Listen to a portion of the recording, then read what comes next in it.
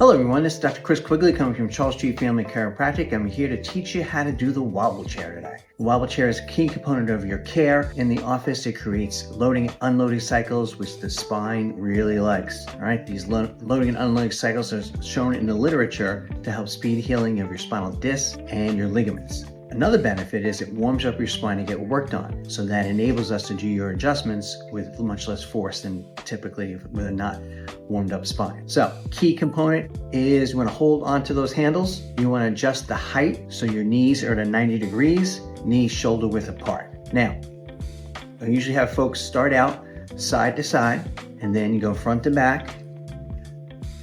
All right, this is probably the one people screw up the most. Position your butt in the middle of the chair and then wiggle back and forth. All right, and then lastly, you do circles. All right, back and forth. Now, the key to the wobble chair is that the magic happens at the end of the range of motion. So if you just do a wiggle in the middle, it doesn't do much.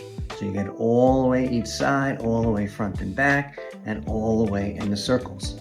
Now, once you get proficient at that, you can do the advanced move, which is the figure 8.